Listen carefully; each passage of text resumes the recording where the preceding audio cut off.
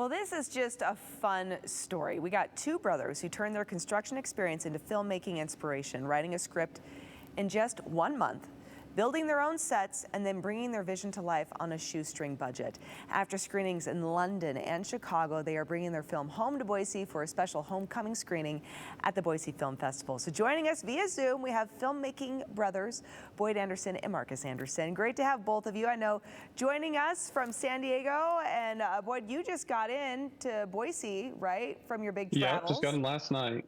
Big travels, yeah. Yeah, bright and early, so great to have you both. Okay. I want to know, we were just chatting behind the scenes. You said you went from potatoes to construction to filmmaking. The normal progression. Yeah, so tell us how this journey began. Yeah, so we grew up in Kuna. You know, we had a potato farm out there, our grandparents did, so we worked that as kids and through high school. And then they sold the farm, which was sad. You know, I wanted to keep potato farming. And Marcus had moved out to San Diego or he moved out to LA to get into the film industry. So I followed him out there.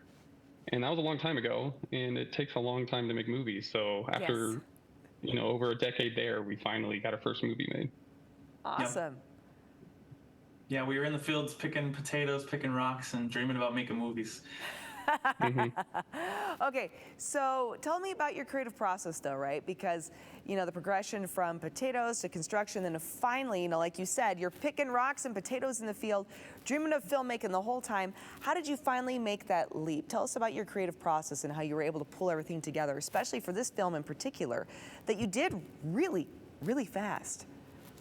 Yeah, it's interesting because we've just always been very interested in making films, and I don't know where that spark came from.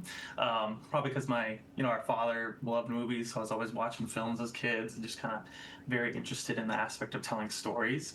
And so throughout the last 10, 15 years, we've been always, making short films. We used to do the I-48 in Boise. Oh, fun. There, so that was always good. Any little challenge to kind of make a movie real quick. We would always do. Then we did YouTube. We did a food show in San Diego because it's a food city and we wanted to eat lots of good food. So we're like, what if we make a show and we can kind of just go around and eat all their food, and that worked out. So, yeah. And then that's why. Yeah, then we were like, wait, we'd spend this long, we haven't made a movie. Let's make a movie. So we sat down and wrote this script in 1 month. Yeah, it was a challenge to ourselves. And we did a table read with actor friends, and people cried at the script read. So we're like, okay, we got something here. This is this is hitting the emotional strings just off the reading. So then we decided, let's make this thing. So it was a hard process, but we used our construction background. We built all the sets ourselves, and we got some buddies and a small budget from private investors and made this movie. That's brilliant. Okay, give us a quick Cliff Notes version of what this film is about. Yeah, so If You Should Leave Before Me is about a couple who their job is to lead the recently deceased to the afterlife. So these doors would appear in their home. It takes them into a new magical realm. The first one's called Cardboard World. As you can imagine, everything's made out of cardboard. And they'll find a lost soul, kind of help them resolve something that they hadn't resolved in their life, and that helps them move on to the afterlife. As the film progresses, kind of figure out that there's something between the two of them unresolved. Wow. Oh, this sounds deep. Yeah, it's a lot of topics of grief and love. Hopefully anyone that's lucky enough to experience those things will relate to this film. And resolution, too. Okay, so how do people go watch? We got to get our Idahoans out supporting Idahoans. So how do we watch this? So we're at the Boise Film Festival. This is the second year of the festival, and we're the opening night film. So it'll be October 3rd, 7 p.m. You can go to their website. It's at the Egyptian. If you have a pass for the Boise Film Festival, it works. Show up, get you in. Yeah. And I'm pretty sure the festival, anyone who's in college or high school can get a pass for free, I'm pretty sure. So that's super cool. So anyone in school can get to the movie for free. So there's really no reason not to show up.